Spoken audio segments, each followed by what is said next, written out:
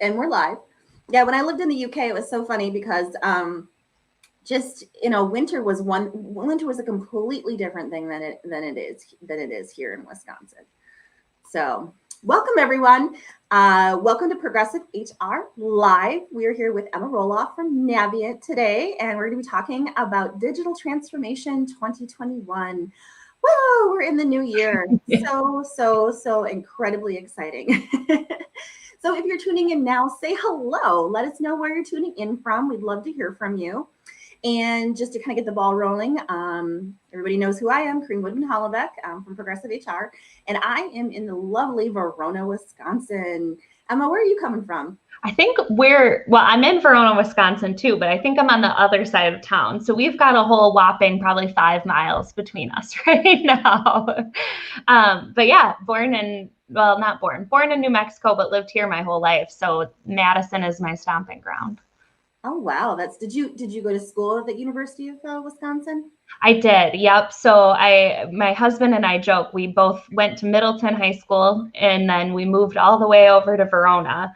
But we both stayed in the area for college, and I feel like Madison is one of those places once you get here, even people that move here for jobs, I feel like you kind of want to make it your home, especially when you start looking at having kids and stuff. It's a great place to have them. So. Yes. A lot of people don't know where Madison, Wisconsin is. They think of Wisconsin, they think of like Milwaukee, and they think of like the breweries and everything.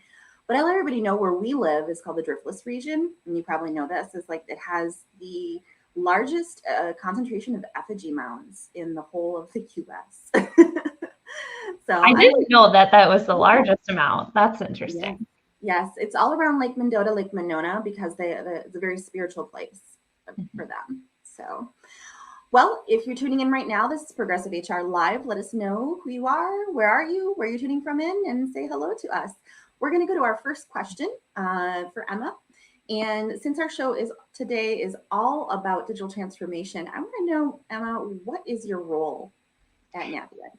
Yeah, thank you. So I am a senior sales executive with Navient, and my goal is to help our customers and our prospects understand the different dynamics of digital transformation, like we're going to be talking about today, help them plan out what that transformation is going to look like. And then, I do a lot of conversation similar to this one, just kind of to help demystify what that looks like and really educate people on what these types of technology changes are going to mean for the work that we do day in and day out. Thanks, Ema. Yeah, it took me a little bit time to get back this time. So if you have any questions or comments for Ema, let us know in the comments section. We're going to be taking questions and comments. I'll talk about all about digital transformation in 2021. So on to our next question. Ema, tell us, why is it important to define digital transformation in context? Because we hear so much about digital transformation, it's almost getting a little bit convoluted and confusing. Yeah, so I think one thing that's really important to know about digital transformation is it's not going to look the same for every organization. And just because we have this buzzword that we're all using and all kind of identifying with, it's kind of, to your point, important to define it within your organization and the context in which you're operating in.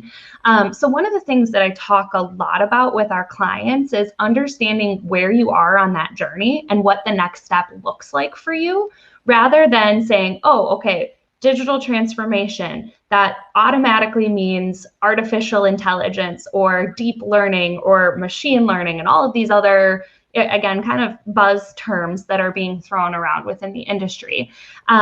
There's different components and levels to what transformation looks like. And I think one piece that I want to kind of point out is there is a little bit of a difference between digitizing your processes and going through a full digital transformation. I personally subscribe to the group that thinks that digitization is a part of your transformation. It's just kind of that first step in the journey. So I've seen a lot of people say like, oh, that's not digital transformation. Well, you need to digitize your processes before you can change the way that you do everything. So I do think that that's a part of the journey, but it's taking the time within your own organization to look at how you're managing your information, how you're managing your processes and your interactions with your employees and customers, defining where you're at and putting a plan together to get you where you want to go. And again, that journey isn't going to look the same for everybody. And I think that's why it's really important for people to think about what this term means for them as an individual organization. Yeah, no, that's so important. So, a lot of people thought that when the pandemic hit back in February, April, and we moved everything online, we started working remotely or working hybrid, that was digital transformation. What do you have to say to that? I think that is kind of the category that we're looking at when we look at digitization versus true transformation.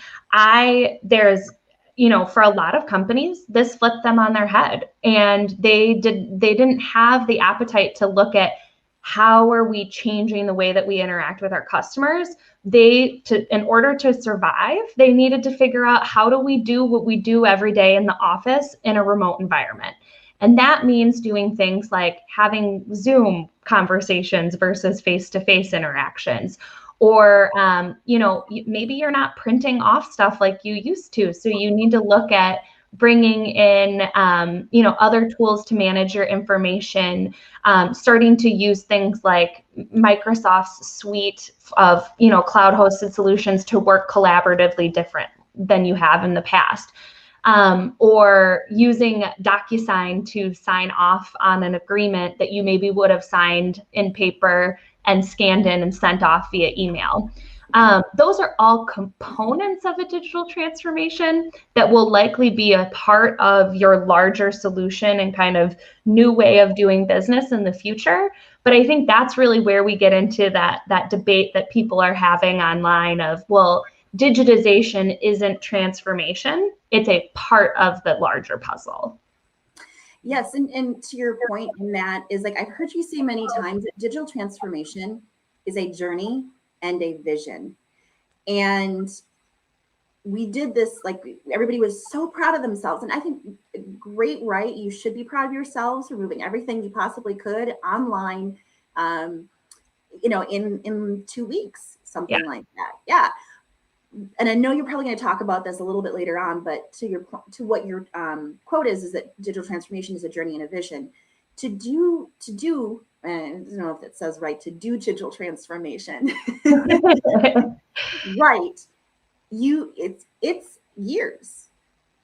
Right? It can be, yeah. And I think it depends on, again, how you're defining that journey for your organization. So I would say, yes, to your point, it can take years. If you are still a company that's got lots of paper files and outdated systems, it is going to take you time to completely change the way that you are doing business.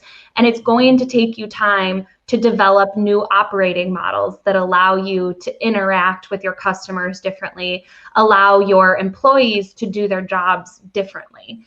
I think the caveat that I would say to that is that not every step of your journey is going to take that much time. So one thing that's beautiful about the digital aspects of these transformations is they're iterative. So you can start to make really powerful impacts on your business in the way that you're interacting with, again, your customer experience. That process can take 6 months, but you have to be kind of focused on getting that done and focused on making that transformation a priority. But I would say, yeah, if you're starting from ground zero and moving to this whole new operating model, it's going to take time. And even if there is a digital aspect, you still need to be patient and work through that strategy as you go along. And to reiterate, yay to all the companies that moved so quickly during the pandemic. Props to you guys. We've got some comments coming in, so I wanted to show those here before we go on to our next question. So from Ryan, hey fam, glad to see you guys together again. Hey Ryan. Oh, hi, Ryan. And we had another comment, I thought, but no, that was just the other computer moving on the side here. Oh, here we go.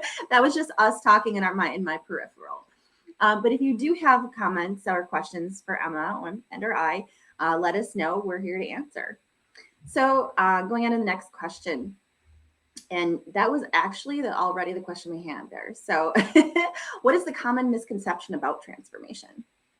I think we talked a little bit about it when we're looking at time frame and kind of what that strategy is going to look like.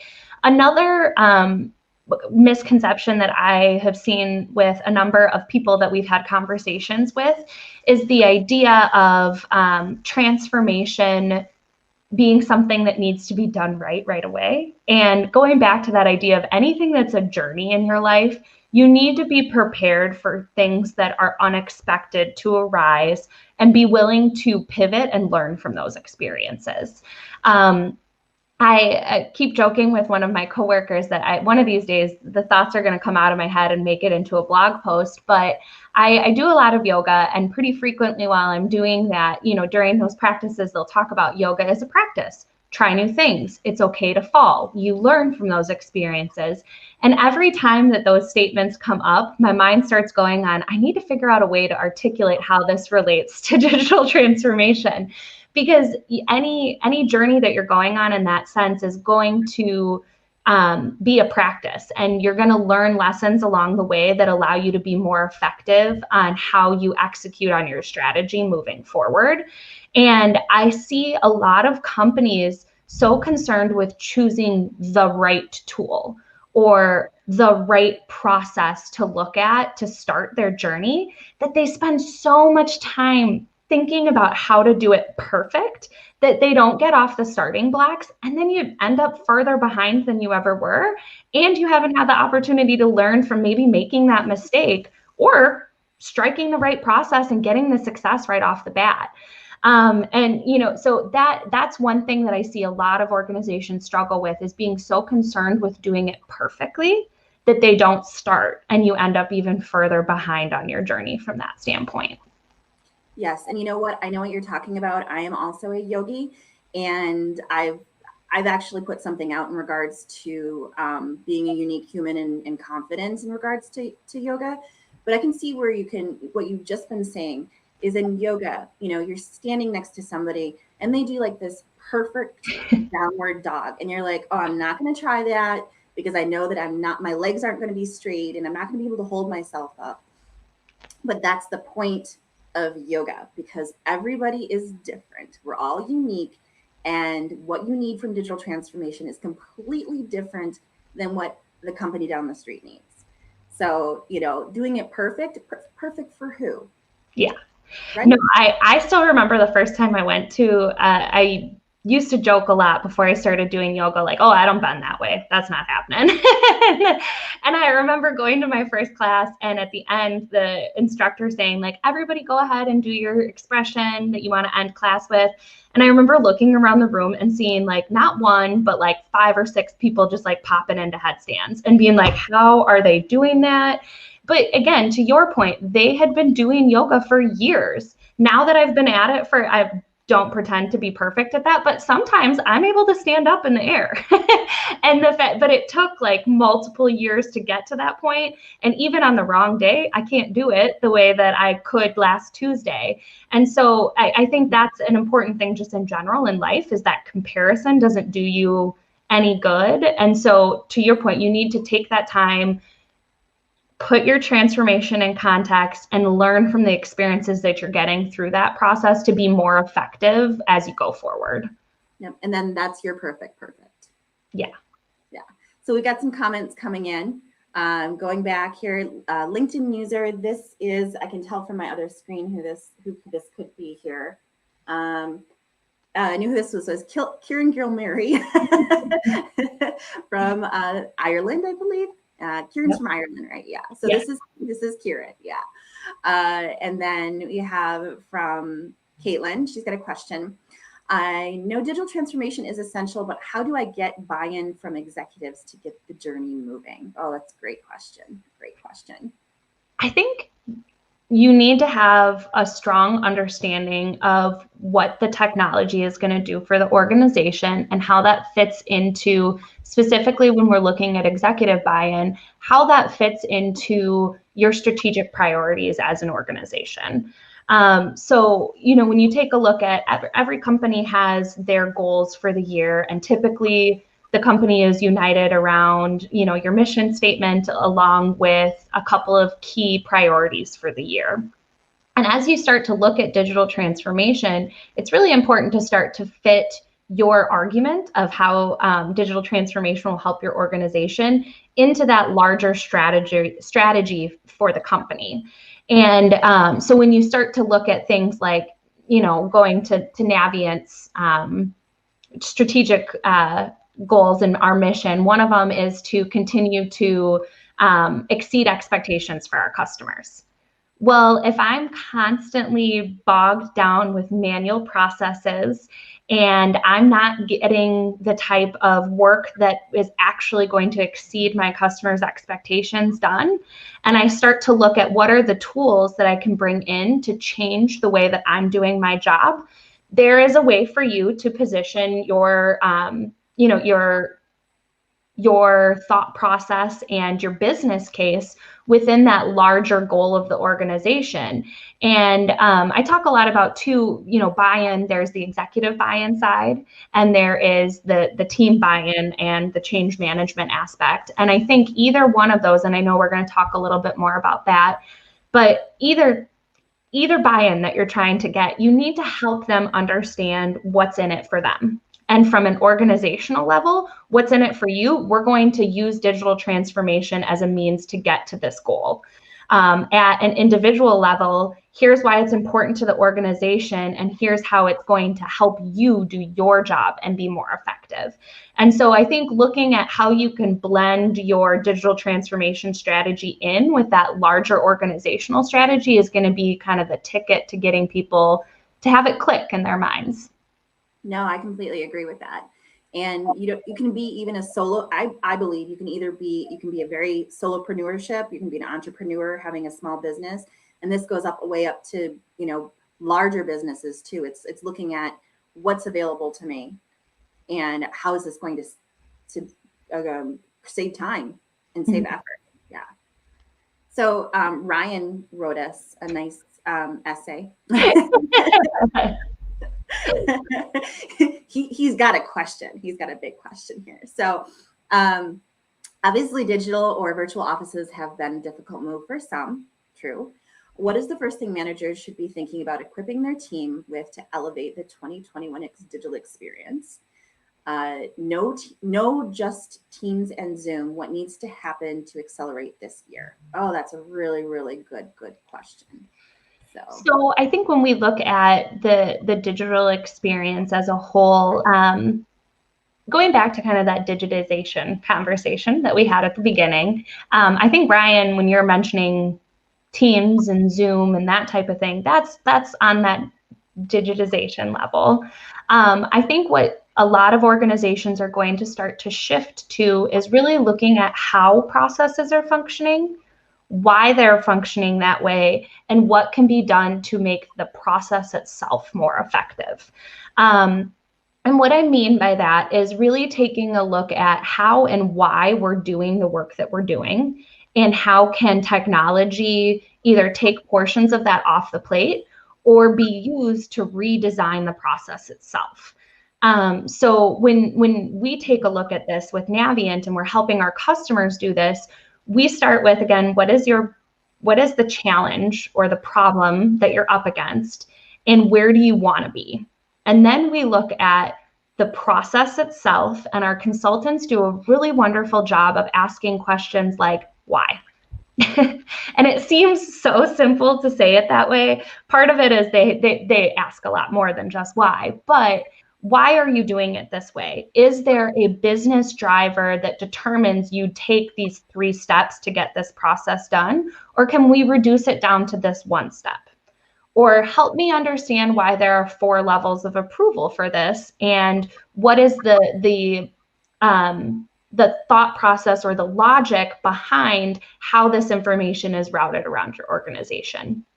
And there's some really powerful tools, and we don't need to dive into like the specifics of those technologies, but there's some really powerful tools that give you the ability to, mine the systems that you're using day in and day out, whether that's an ERP system like SAP or Workday, which, kind of crosses into the HR side of things. So folks might be more familiar with that tool, or even your email, and seeing how your team is working with those tools. What are the steps that are actually taking place in your process so that you can start to redesign it? And I think we're going to see a lot more of that, especially with this big push for digital workforces and robotic process automation coming into organizations. There's going to be a lot of conversations of how and why are processes being executed, and how can we augment those with technology. Yeah, how can we, and also how can we disrupt what the status quo was for those processes? Like what asking the question, like you said before, asking the question why is really good to jar some people into like, well, it's just because we've always done it this way, like to like move out of the box, to see things differently. And I think one thing that's really powerful with those conversations too, and part of why it can be really effective having a consultant come in and ask those questions, is it's not loaded with as much baggage when someone from the outside asks that question. Even if it's a tone that you're not aware you're using of like, why are we still doing it that way? Versus someone from the outside being like, help me understand. It has a very different spin to it, and you'll get different outcomes when it is somebody from outside your organization that's helping have those conversations. So I really like this. I think Ryan should come on with my next live, because he helps me sum up what the takes are to the question. So thank you, Ryan. Are you available next Thursday? There we go. Great summary, Ryan. Thank you. Oh, so I really like it when people participate and involve themselves in the talks. It's not just me asking my guests questions. This is like for everyone. So I love it. Thank you, Ryan. And then that also kind of takes me off of like, okay, I have to find my next question now, where we are. Okay. So we're talking about processes, manual processes. What are the most common manual processes to digital process transformations? So this is where one of the answer is going to be, it depends. And this is, you and I had a little conversation about, we want to have a meaningful conversation about digital transformation. But I did tell you that there was going to be a couple of times that I was going to use that phrase. And that's because it depends on the organization that you are and the types of processes that you're using. But the way that I talk with our customers about this oftentimes is, there's 3 areas that I see as common across the board, any organization, and that's accounts payable, because everyone has bills to pay, HR file management and process management, because everybody has employees and files to work with, even if you're government or you're a commercial company. And then contract management is the other kind of universal one that I see. These 3 areas give us the ability to talk about how we're automating processes in a way that people across industries, across departments within an organization can all at least kind of identify with. And the other thing that these processes all have in common is, traditionally, we're looking at a lot of paper. We're looking at routing and a lot of different eyes and sets of collaboration interacting with these processes. So when you look at accounts payable, there might be somebody in, there's 5 different departments that all could have a hand in that process and approving invoices and saying, yep, this is good to go ahead and pay that. On the contract side, you're going to be executing contracts that touch all different types of departments within your organization. And so there's a lot of different collaboration and interaction with that. And then on the HR side, again, different managers from different departments. And then at the very basic level, chances are we've all been employees somewhere, so we know what that process looks and feels like. The other thing that I will talk a lot about with our customers when we're looking at like what might be a good process for you to automate is looking for certain kind of signals or clues. And this is where the it depends comes in. But things like, okay, the most basic level, is there paper involved in this process still? Because that's a very low hanging fruit. And we should start looking at how can you bring technology in to augment that process and at least eliminate some of the dependency that you have on that physical piece of paper. Kind of the next level up is looking at, are you using Excel spreadsheets or Google spreadsheets that have macro-enabled processes in them? And is there a better way for you to be managing that with a low-code application that isn't necessarily going to take years and years and years for you to deploy? It's going to be, rapid in context, like we talked about, but a rapid application that's developed and put in place to solve those problems versus emailing these spreadsheets around that you're enabling the macros and hoping you don't break something in an equation somewhere. And then kind of the last one that I would say is large volumes of processes that require people to be entering the same information multiple times. So, I have to go into this system and put this information here, and there isn't a great interaction with this other tool, but we need that information to get our process done. So I'm at quick zip over here and put that information in, and someone's going to ask me a question. So now I need to go to 2 different places to find that information and send it off. So that kind of like manual process that's repeated over and over again, that's another good candidate for automation for organizations. I really love how you explain that. In all my years of talking to HR leaders and companies that have had representatives that have went through digital transformation, and I always ask them, like, okay, what is the digital transformation? What is the processes that you most look at? What is it like? Like, what was your experience? And then, and this is why I put on the event reminder. So this is not a blah, blah, blah transformation talk. Like, you, for the first time, have basically given an example, not you, but like given an example of what is a possible digital transformation. And like, I think everybody understands Excel and the macro codes. Like, that is, it's just such a simple, understandable idea. So thank you very much for that. And I really appreciate that. Yeah. And I would say one thing to add to that, again, fixing one of those processes isn't necessarily going to change your whole organization, but it's starting to take the mindset of, in each department and each process that we do, how do we start to take this approach at looking at how to change the way we do business? And when you start to look at all of your processes and your departments and start to leverage these tools across your whole organization, that's where you're going to start to see that transformation come from. And when you're embarking on the journey of replacing that macro-enabled spreadsheet with a purpose, with an application that you've designed, it also gives you the opportunity to say, how are we centering this process around our customers? Or how are we developing this tool so that it makes our employees' lives easier and more enjoyable, so that they're not doing those rote processes or they're not having to enter information into multiple systems. And so it's taking that, kind of that conversation that we had around that one spreadsheet and kind of blowing it up and taking that approach across the whole organization. So I've got a question, and I was thinking about this while you were just talking. Am I right to say that, so it's a kind of a 2-part question. Am I right to say that we shouldn't fear this idea of digital transformation of being this like big, gigantic thing that we have to take on?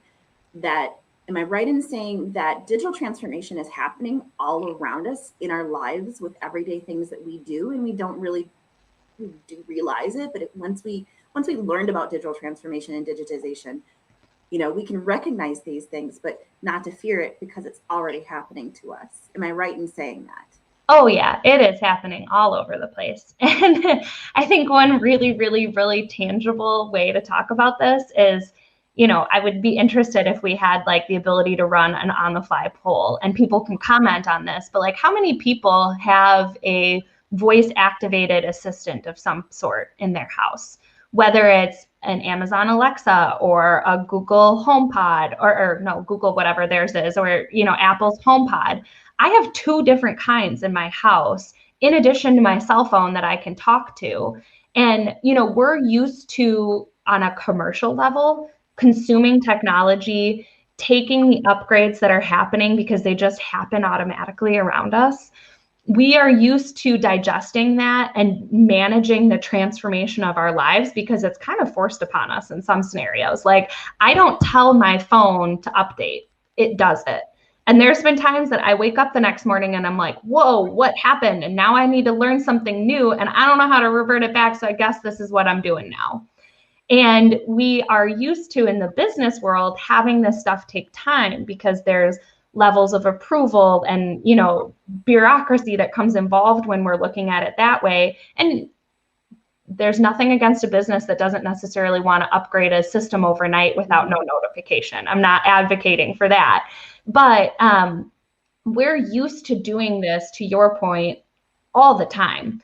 And we adopt it and we roll with the punches, and it may take a day or 2 for us to get used to it. But we all are certainly capable of doing this on our business side because we do it every single day on our home consumer side of things. I'm glad my assumption was right. So we're going to go on to our next question, and it's so Trisha is asking a question that is pertaining to our next question. So I'm going to have you answer her question first and then roll into the question we have. So she's asking, what are some of the processes that HR professionals automate and digitize that we may or may not commonly think of? And that is added on to the question that we have of what are the best processes to automate? Yeah, so I think in the HR space specifically, there are a lot of different solutions that you can use to bring in to be a part of your transformation. So the most kind of, I don't want to say basic because it's not basic to implement one of these solutions, but I would say the most commonplace is like a HR human resource management tool, like I mentioned earlier, a Workday. Or so that's going to be where you keep all of your data that's pertaining to your customers. And if you're looking at that being your first step, there might be some organizations that aren't doing that yet. And they have that data in different systems and they don't have it centralized. So that's kind of the first step. Then you look at how are you interacting with your brand new candidates that are coming in. And there's all different types of solutions to manage that hiring process on the front end. So from taking in your resumes to how do you manage the information and the documentation of your hiring and onboarding process. And so one of the things that we commonly work with our customers on is maybe they've got bits and pieces, again, digitized, and they've started on that journey of transformation. But one thing that they're lacking is this cohesive solution that kind of links everything together. And kind of fills that gap of where are you managing the actual information in the traditional sense, the documents that used to live in a filing cabinet. But then also, where are you keeping track of the decisions and the thought processes that your managers are making when they're, having a conversation and they've decided to move forward with the candidate or not? Like, how are you capturing those notes? And so it's kind of taking it to the next level and looking at how you're managing that whole process. I would say one of the most common areas that we see after we've got a couple of those solutions put in place is bridging together that whole hiring and onboarding process so that the day that your new employee comes in, you can spend the day getting to know them, wowing them with your culture, helping them get excited about their new position instead of sitting in a room. Like Trisha will probably make a comment on, like my first day at Navient, signing all of my paperwork, she got to sit in the background while I accidentally tripped up the stairs. So she likes to tell that story. But you can change the way that you're interacting with those, from the HR perspective, your customers, those new employees, and managing that process differently. And then you can extend that functionality to the life cycle of that employment, with that person. So you're looking at your performance reviews and how do you communicate different changes that are happening in the organization. And you at a high level, you don't necessarily think a lot about how those processes are being managed if you're on the employee side, but anybody in HR is acutely aware of how much has to happen to put those processes in place and manage all of the information and data that's a part of that process. So there's a lot of different nuances to how you can go about approaching that, but I would say looking for a way to bridge all of those gaps between those solutions is one of the areas that I think a lot of people don't necessarily initially think about. And my big one is candidate communications. So you put a job out there, you're going to get 200 resumes, which is wonderful. And you pick maybe 10 people to do a phone interview. From that phone interview, a number of different other people come into the pipeline. Anyway, so that's like 190 people out there that are interested in your organization that you are not getting back to and saying, thank you for sending in your resume. Now that's 190 people that now have a sour taste in their mouth regarding your organization. That's now 190 people that are going to go and not buy your product on the shelf because they don't think you're a good employer. And that's some of the things that you can, automated messages, not that every communication you want going out to those people to be automated, but automated communications of, yes, we've received your resume. We are reviewing it and we will let you know one way or the other, what the next step looks like. And it doesn't, and you can customize those messages to be what is authentic to you and your organization. And again, if you're looking at actually managing the process, you can customize those so that that candidate knows that it is, not just like some form email that's going out. And so you can interact with them very differently from that aspect. But then also going, candidate communications, maybe those people that you have started interviewing or you've chosen to hire, what communications are happening before their first day and how are you interacting with them and sharing information and kicking off the process of them being an employee in a really great way. At Navient, we use a cloud-hosted solution to send them out information, give them employee documents that they need to fill out before they attend. Because portions of this other process have been automated, we're more available to answer questions and do fun things like, especially during COVID, send out like a gift package to that employee that's going to be joining us. We've got offices across the US, and especially now that people are starting to pop up in their home offices, a presence across the whole state, the whole United States. And we'll send a little taste of Wisconsin out to those people. And that includes some cheese, or, sometimes it'll have chocolates from like our Ohio office and the Buckeye chocolates in there, and doing those special touches to make people know that you're really excited. You don't have the time to do that if you're fielding through physical pieces of paper or trying to keep track of who you've responded to, or, the compliance side of everything. This gives you the ability to do like the human side of HR, which I think is a really exciting benefit. Yeah, if only we could make HR more, only have enabled to make HR more the human side. That's kind of my goal every day, each and every day, to keep moving towards that. So I said that we wanted to talk about what makes a process good to automate, but I realized that actually skipped to the questions I wanted to get to. So I don't know. What do you think, Emma? Should we talk about how do I go about finding out my options to automate, or should we talk about what makes a process good to automate? I come from an education background, so my how do I find information strikes a little closer to my passion. But I certainly, if anybody wants us to kind of jump to this, what makes a process good to automate. I think we talked a little bit about that when we were talking about kind of those rote processes and what are kind of the, I don't want to say red flags, but those like, hey, over here, I'm a good process indicators within an organization.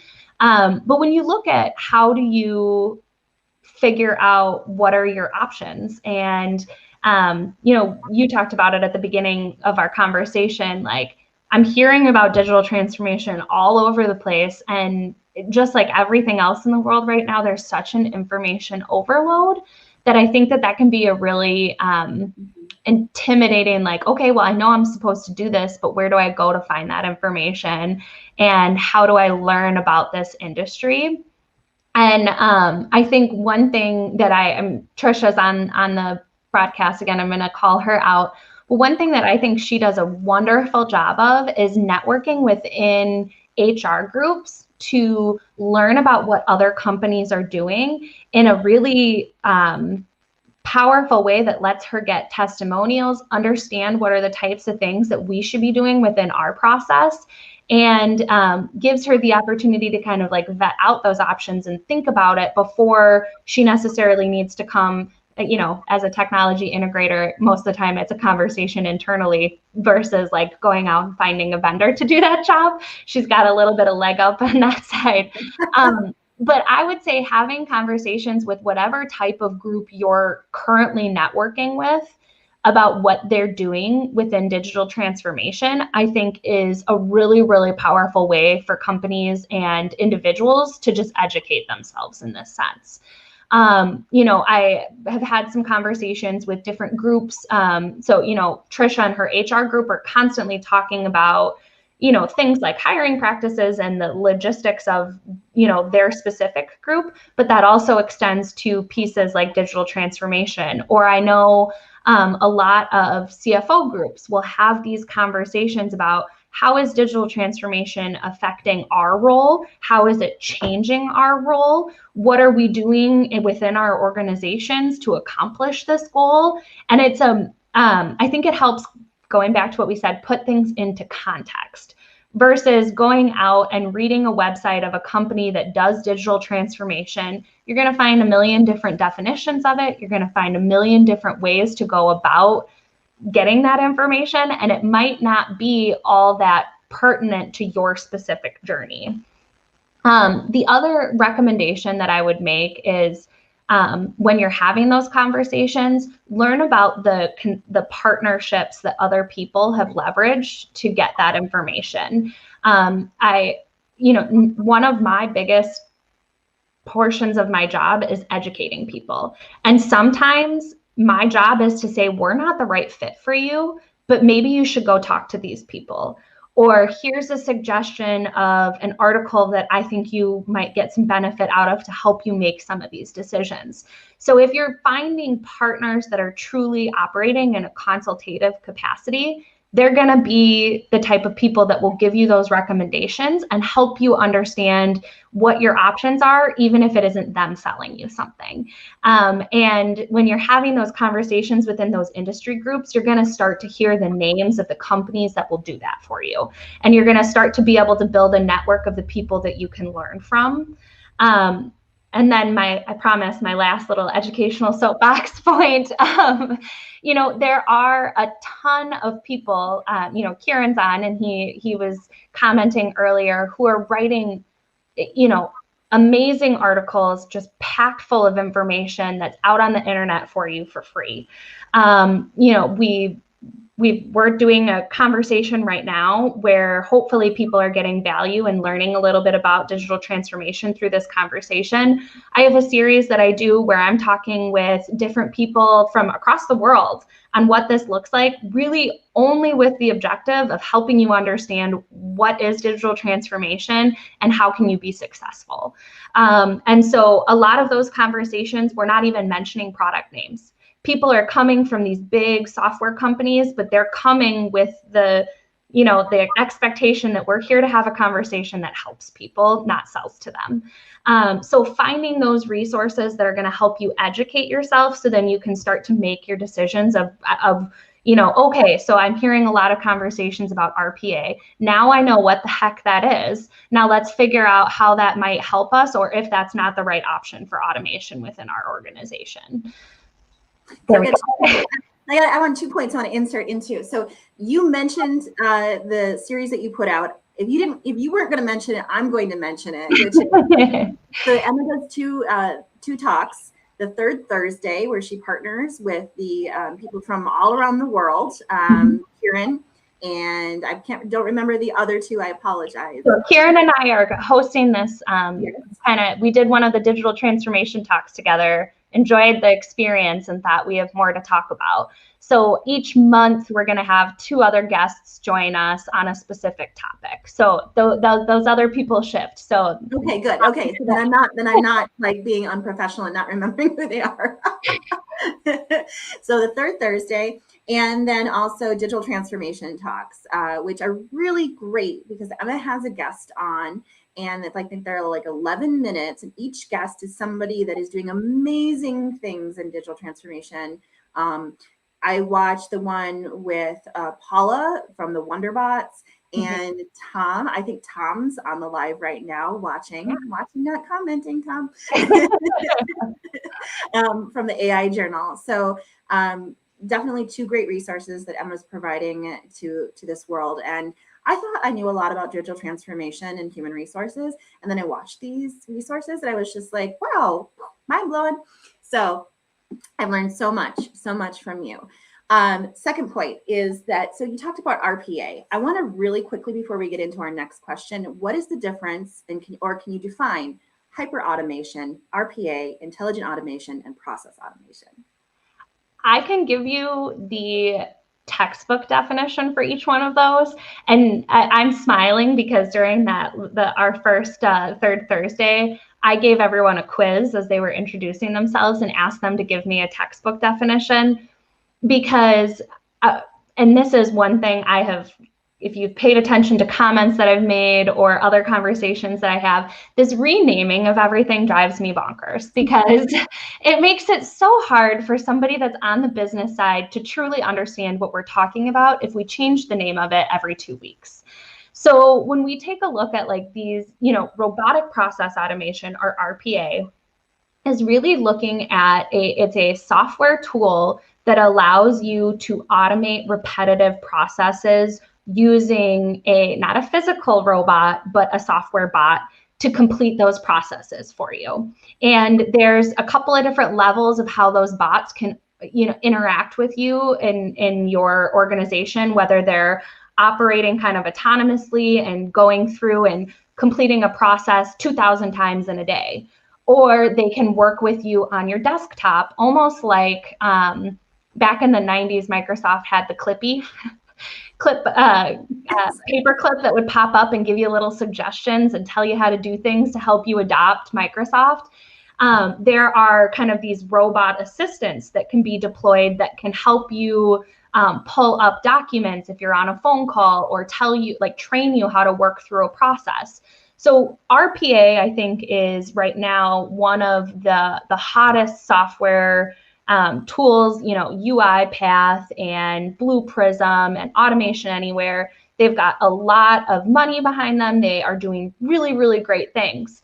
But RPA is not an end-all be-all solution to solve every problem within an organization. It's one of the tools that we use, and it's a really great tool, but oftentimes the magic of transformation happens when we bring all of our tools together and develop solutions that solve problems. And I would say that's where the difference between RPA and intelligent automation come in.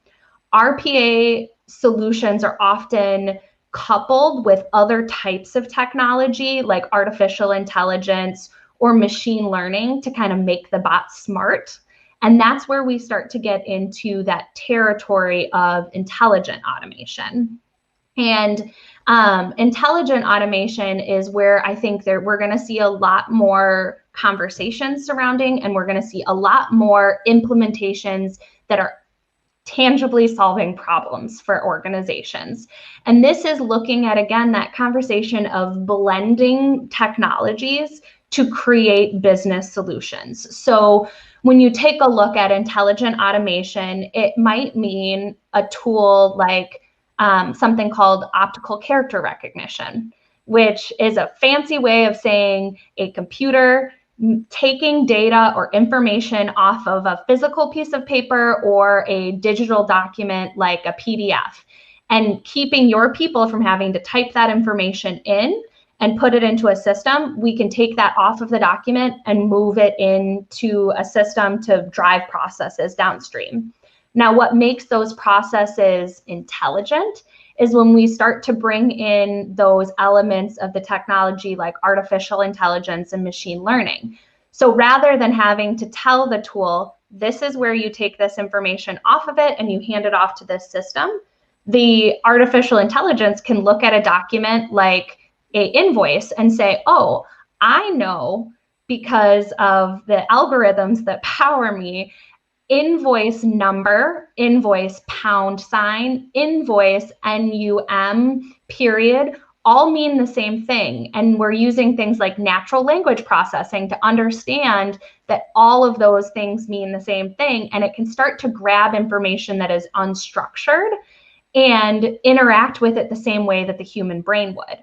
And that's where we're getting into intelligent solutions that are going to really start to change this landscape and how we're doing our job. Because if we don't need a human to look at an unstructured document to start a process, then we can have processes beginning and going at a much higher volume, and you're using your humans for the human aspects of it. So rather than sitting there and typing in information and reading an invoice and doing 3 things downstream to even get an invoice approval started, you're able to have your team in the background processing exceptions or managing vendor relationships and building strong relationships, or doing analytical work that's going to drive your business forward and identify other ways for you to make money.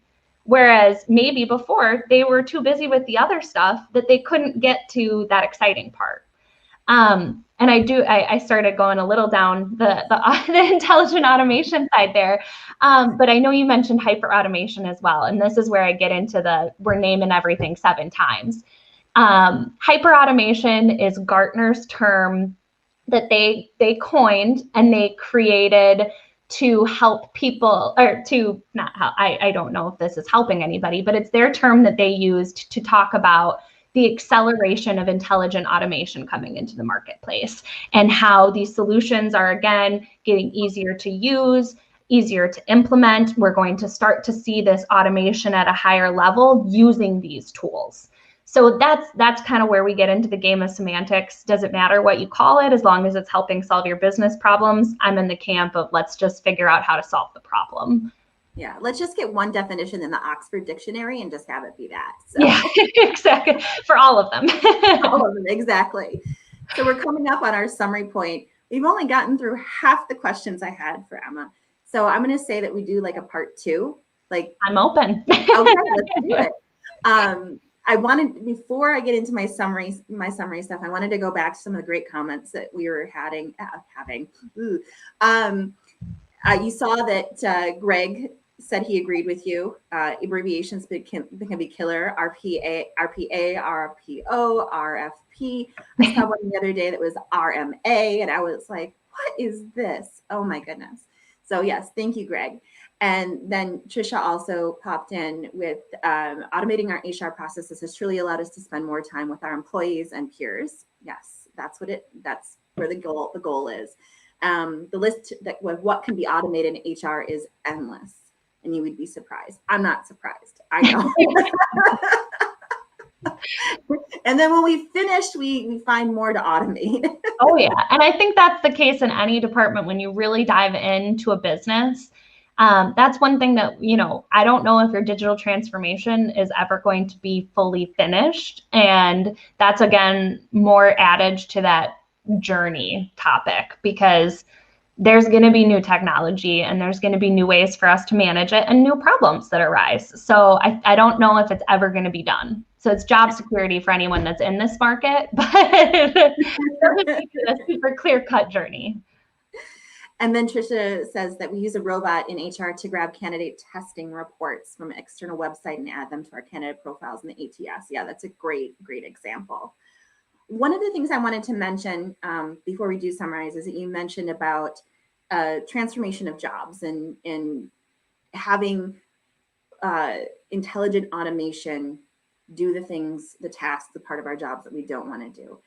So I want to point out to anyone that is listening that you're not in fear of losing your job. Like, don't listen to the media when they say like AI is gonna take over, 70 million jobs. So there's 2 points here. Is that it's not about fear of losing your job. You should not be afraid of this fear. Mm-hmm. I say should, but okay, you cannot be afraid of this fear, because this is the opportunity to reimagine the job you want to have. And then Korn Ferry has a prediction that in 2030, there is going to be a shortage of skilled people for jobs of about 85 million people. So do not worry. Learn about digital transformation. You're going to be one of those skilled people that it's going to go into that job. So yeah, I'm in the camp of like, do not worry about AI taking over your job. AI is going to help with your job. And I know that there's some scaremongers out there that are just, trying to get people all flustered and everything. It's part of that thing, that kind of bridge or that fence that you have to jump over and into learning about digital transformation. Like, don't fear that if you learn about it, then it's going to take your job.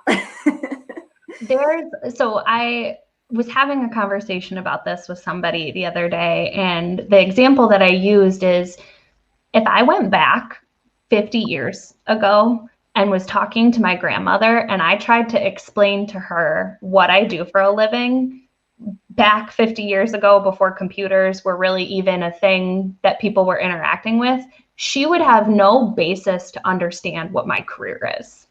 And it's because technology has created this opportunity for me. There are going to be careers that we don't even have a blip in our head for what that career title is going to be or skill set is required, because it hasn't been created yet. But this technology and the opportunities that come from this technology are going to create those new jobs and new ways of working. And so things are going to change. And even my job is going to change. I was listening to a podcast the other day about tools that specifically listen into Zoom conversations of salespeople and write up the notes and put them into their CRM, because they identified that salespeople typically don't like entering data into systems and notes and managing that part. We're all people. We like to have conversations, not take notes. But that to me sounds like a wonderful use of AI and technology to start to take portions of the job that might not be my favorite. But I know, because I'm good with people and I have skill sets for problem solving and empathy, that those are going to be the things that make up the majority of my day moving forward. And that's a very exciting thing. So it will be different, but everything will be different in 10 years. We're all going to be older, and I'm going to have a high schooler, which is terrifying, but everything is going to be different in 10 years. That doesn't mean that it's all bad. That means that we look for the silver lining in it and we figure out how to make the most of it by learning about the changes and upskilling your skill set to be effective in that new market. Exactly. So I'm going to summarize now, and then maybe we can talk about one more thing before we end. So everyone, Emma and I, we're going to do this again. We're going to have a part 2. So but if you want to contact Emma in the meantime, you can DM her on LinkedIn, or you can go to contact us at www.navient.com. And Emma is out there. You can talk to her. You can say, I want to talk to Emma, or you can someone else within Navient. I promise all of the folks at Navient will help you answer any questions that you've got. But if you joined us for the conversation, put a note in that you want to, talk more specifically about your process or questions that you have, or to your point, DM me. I'm more than happy to have a conversation. Yeah, it's great. I think DM and LinkedIn is great. That's how we met. So exactly. And I as well am on LinkedIn every day, all the time, except for Saturdays and Sundays. You can DM me at Korean Women Hollaback on LinkedIn or and Progressive HR. And you can follow us on LinkedIn, or you can follow hashtag Resourceful Humans, because we are all unique, resourceful humans, and talent is all around us.